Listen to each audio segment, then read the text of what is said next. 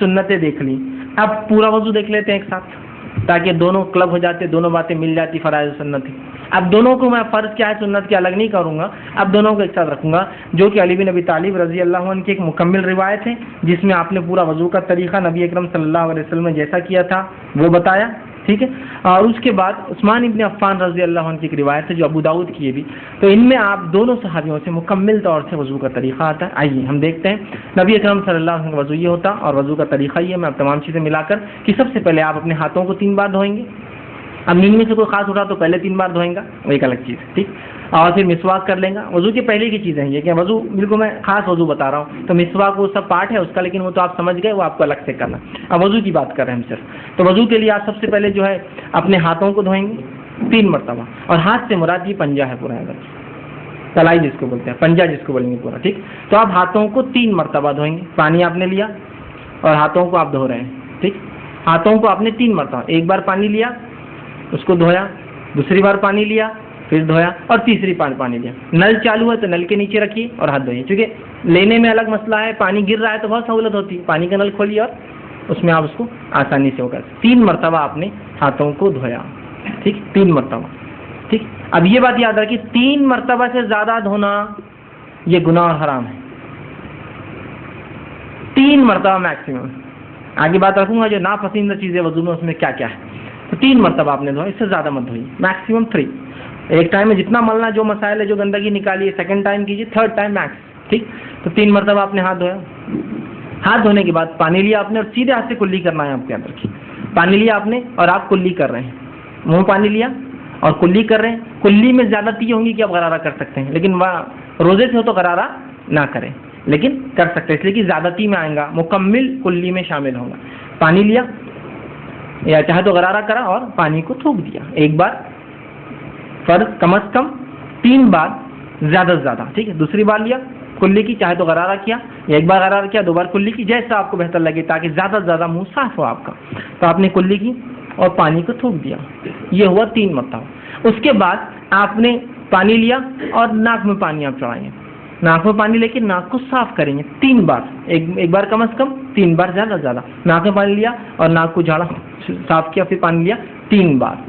اس کے بعد پانی لیا اور چہرے کو آپ دھوئیں گے. چہرہ ہوتا ہے سر کے بالوں, پیشانی کے بالوں سے لے کر تھوڑی گلے سے اوپر کا حصہ, یہ کان سے یہ کان.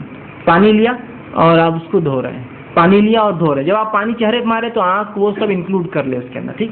اور آپ اس کو دھو رہے, 1 بار 2 بار اور تیسری بار میکسیمم, ٹھیک. اس کے بعد جو ہے آپ پھر جو ہاتھ دھوئیں گے. ہاتھ کے لیے پہلے سیدھا ہاتھ شروع کریں گے. سیدھا ہاتھ سے پانی لیا آپ نے اور اس کو پانی اگر کوئی چیز میں سے اٹھا رہے, برتن یا مرتبان میں سے اٹھا کر آپ ڈالیں گے اور پھر اس کو ملیں گے. اگر نل چالو ہے تو آپ نل کے نیچے ہاتھ ڈالیں گے اور اس کو ملیں گے, ٹھیک. تو یہ پورا آپ نے یوں لیا اور یہ مل لیا ایک بار. یا آپ نل چالو تو نل میں بھی آپ سیدھا ڈالنے کے بدلے ایسا لے کر اس کو آرام سے مل سکتے ہیں نل بند کر کے. 1 بار 2 بار میکسیمم 3 ٹائمس, ٹھیک. اس کے بعد پھر الٹے ہاتھ آپ شروع کریں گے, الٹے ہاتھ کا, اور اسی دوران اس کا خلال بھی کر لے سکتے ہیں آپ چاہے تو, ٹھیک. اس کو دھوئیں گے, ٹھیک. یہ ہوا دوسرا ہاتھ. اس کے بعد آپ پانی لیں گے اور پانی لے کر مسح کریں گے. مسح کے لیے آپ پیشانی کے جو بال شروع ہوتے ہیں وہاں سے, جہاں تک ہم نے چہرہ دھویا تھا اس کے اوپر کا حصہ, بالوں سے پیچھے جائیں گے گدی تک اور پیچھے سے واپس آئیں گے. خواتین جو ہے چونکہ ان کی گردن کھلی نہیں ہوتی تو پیچھے جائیں گی گردن تک اور گردن سے واپس آ جائیں گی. مرد گردن تک جا کر پورا واپس آئیں گے, ٹھیک. واپس آئے اور اسی اسٹروک میں ایک ہی اس کے اندر جا کے آپ آئیں گے. اس میں پھر آپ کان کا خلال, دونوں کان میں انگلیاں ڈالی.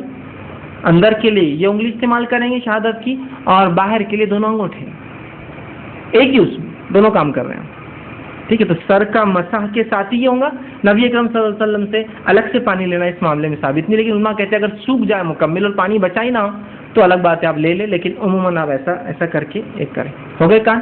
اب کانوں کے بعد آپ کو جو ہے پیر پر آنا ہے آپ کی, اور پیر آپ پہلے سیدھا پیر دھوئیں گے.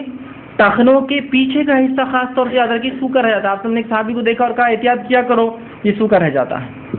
ٹخنوں کا پیچھے کا, سیدھے ہاتھ کے ایکسٹریم رائٹ, پیر کے پیچھے کے ایکسٹریم رائٹ کا اور الٹے پیر کے پیچھے کے ایکسٹریم لیفٹ کا سوکھا رہ جاتا ہے. تو اس کو اچھے سے آپ وہ کریں گے. ٹخنوں تک, ٹخنے مطلب انکلوڈ پورا اس کو دھوئیں گے, اور الٹے ہاتھ سے خلال انگلیوں کو پیروں کے بیچ میں صاف کریں گے, خلال کریں گے. تو یہ ہوا وضو, یاد رکھیے. 1 بار کم از کم دھوئیں گے, 3 بار زیادہ دھوئیں گے, پانی کا کم سے کم استعمال کریں گے، ٹھیک ہے، اس لیے کہ پانی کو زیادہ بہانا، اس کی زیادتی، اس کو اسراف کرنا شریعت نے جو ہے اس بات کو بالکل جو ہے پسند نہیں کیا، یاد رکھیں۔ اسی طرح ایک غلط فہمی جو ہوتی ہے وہ یہ ہے کہ ہم لوگ جب مسح کرتے ہیں سر کا تو مختلف علاقوں میں مختلف مسح کے طریقے ہوتے ہیں۔ کچھ جگہ مسح کا طریقہ اس طرح سے ہوتا ہے کہ ایک آدمی مسح کرتا ہے،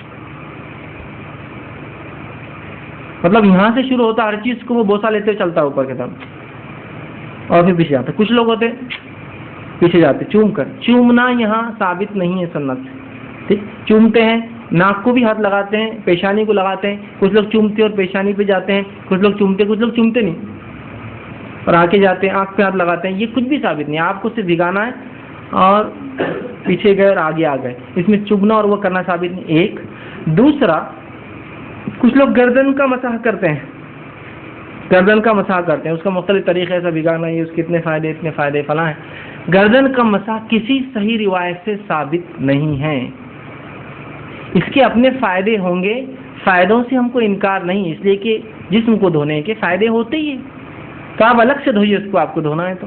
لیکن گردن کا اسپیشل مسح، ہاں گدی پہ جانے تک کچھ پانی چلے جائے کوئی مسئلہ نہیں، اسپیشل مسح کرنا یہ سنت سے ثابت نہیں ہے، کسی صحیح روایت سے گردن کا مسح کرنا ثابت نہیں ہے، یاد رکھیے، ٹھیک ہے۔ تو لہٰذا آپ پانی ہاتھ ڈالا، سیدھا ہاتھ کو لے گئے، واپس لایا، کانوں کا خلال کیا، یہ کام فنش، کوئی چومنا اور کوئی گردن کا مسح اس کے بعد ثابت نہیں۔ بہت سے لوگ یوں کر کے یوں جانے کے بعد ہر عبادت میں ان کو اپنی شک ہوتا ہے، اور شک کیوں نہ ہو، مولوی صاحب بتاتے ہیں احتیاطاً، جیسا جمعہ کی نماز 2 رکعت فرض ہے، احتیاطاً ظہر پڑھ لینا، تو وہ احتیاط کیا کرتے ہیں، دیکھیے سر کا مسح کرتے پہلے تو یوں بہت چومتے اوپر تک جاتے ہیں، یہ احتیاط عمل، یہ بھیگا نہیں ہوگا تو یہ بھیگا نہیں ہوگا تو یہ بھیگا نہیں ہوگا۔ پھر واپس آنے کے بعد کان کا خلال کرنے کے بعد ایکسرسائز شروع ہوتی، شپ شپ شپ شپ، کچھ تو بھی ایسا بہت دیر تک یوں کرتے، کیوں بولے احتیاطاً یہ سوکھا رہ گیا ہوں گا تو احتیاطاً یہ سوکھا رہے گا، احتیاطاً یہ سوکھا رہے گا، احتیاطاً پہلے 3 بعد دھو لیا نا بیوقوف آدمی، اب کیا احتیاط، پھر تو احتیاطاً فجر کی 2 پڑھ کے پھر 2 پڑھ، پھر ظہر کی 4 پڑھ کے پھر 4 پڑھ، زکات دینے کے بعد ڈبل زکات دے احتیاطاً، پہلی قبول نہیں ہوں گی تو، حج کرنے کے بعد پھر ایک حج کرے تھے، احتیاط مطلب امت کو ہر چیز میں شک میں ڈال دیا، یہ احتیاطاً کیوں، 3 بار تم دھو چکے ہو نا پہلے اتنی احتیاط سے، اب کیا احتیاط کی ضرورت ہے، تو مسح کرنے کے بعد ایسا بیٹھ جاتے، اور بالکل ایک وہ طریقہ رہتا، اس کے لیے ایسا تک کلاسز لگانا پڑیں گی، یا کوئی آدمی دور سے دیکھے اگر چائنیز یا ملے اوریجن کا ہو تو اس نے سمجھے کچھ تو بھی، یہ تو کراٹے کی ایکسرسائز بھی کر لیتے ہیں اپنی عبادت میں، ان کے کراٹے وراٹے شامل، کہ تو وہ اتنے ایک دم ٹیکٹفلی ہوتا ہے، بالکل یوں یوں یوں یوں یوں یوں یوں ایسا ایک دم بالکل ٹیکٹفلی چلتا ہے، تو آپ خالی دیکھنا اس کو کیا چل رہا ہے، اور اگر اپن نہیں کرے تو بعض والا اپنے کو دیکھتا، اور کون آگے بولتا تم ایسے کیوں نہیں کر رہے، پہلے تو گردن چھوڑ دیے اور پھر وہ ایکسرسائز بھی نہیں کر رہے، کھڑے، ٹھیک۔ تو پہلے جب تم نے دھو لیا تو پھر تم کو کیا احتیاط کی ضرورت، مجھے سمجھ میں نہیں آتا، احتیاط غیر ضروری احتیاطیں ہیں، جہاں ہونا وہاں نہیں ہے، جہاں نہیں ہونا وہاں ہے، کچھ بھی نہیں ہو گیا ہو، اب ڈبل ریپیٹ نہیں کرنا ہے کوئی چیز کو آپ کو احتیاط۔ ہاں یہ الگ بات ہے کہ آپ نے وضو کیا اور کسی نے کہا کوئی چیز آدھا سوکھا رہ گیا تو ایک الگ بات ہے، اور یاد رکھیے وضو کر لیا، کر اٹھے اور آپ نے اپنے آپ کو پوچھنا شروع کر دیا، یاد رکھیے وضو کے بعد اپنے جسم کو پوچھنا بھی سنت ہے، یاد رکھیے نبی اکرم صلی اللہ علیہ وسلم کے تعلق سے عائشہ فرماتی ہے آپ صلی اللہ علیہ وسلم کا خاص تولیہ تھا جو آپ نے اٹھا کر رکھا تھا، آپ وضو کرتے تو اس سے پوچھتے، نہاتے تو اس سے پوچھتے، تو یہ بھی سنت ہے۔ اب آپ اٹھے وضو کرنے کے بعد آپ نے تولیے سے پوچھ لیا، اب پوچھنے کے بعد کسی نے کہا پنڈلی سوکھی رہ گئی تھی، اوہو، تو اب کیا کریں گے اب آپ کو پورا وضو کرنا پڑے گا، اس لیے کہ آپ نے کچھ اعضاء کو سکھا لیا تھا۔ اگر پورے اعضاء گیلے ہوتے اور آپ کھڑے ہوتے اور کسی کو کہتا پنڈلی رہ گئی، آپ کی کونی رہ گئی، چہرہ رہ گیا، فلاں رہ گیا، تو آپ فوراً بیٹھ کے اتنے حصے کو دھو لیتے تو وضو ہو جاتا، لیکن اگر وہ سوکھا رہ گیا، آپ اٹھ گئے اور ایک بھی اعضاء سوکھ گیا تو اس کے بعد آپ کو پھر سے وضو کرنا ہوگا۔ آپ سمجھتے ایک صحیح روایت ثابت ابو داؤد کی روایت ہے، ایک صحابی اٹھے جن کے پنڈلی کے بارے میں آتا، دیکھیے وہ پنڈلی نہیں ہے، جو ٹخنے کے پیچھے کا حصہ ہوتا ہے، وہاں ناخن کے برابر ایک حصہ سوکھا تھا، جب آپ کو ان کو بتایا گیا تو آپ صلی اللہ علیہ وسلم فرمایا وضو پھر سے کر، کیونکہ ان کے اعضاء سوکھ چکے تھے اتنے، چونکہ کیا ہوتا ہے جب آپ دیکھیے دھوئیں گے، ایک آدمی کام دھندے بزنس سے آیا، کام کاج سے آیا اور دھویا، اور جو حصہ نہیں دھلا نا وہ بالکل وائٹ الگ چمکتا ہے، اور جب دھل گیا اس کا کلر چینج ہو جاتا ہے، تو کوئی پہچان سکتا ہے اتنی کونی برابر نہیں دھویا، بچوں کو دیکھیے آپ، چہرہ دھوتے ادھر کا پورا باقی رہتا، آپ بولتے بیٹے یہ نہیں دھلا، کیسے پہچانا؟ ادھر پانی سے صفائی، ادھر سے وائٹنس دکھتی ہے الگ، تو ویسا پہچانا تو کہا پھر سے کر.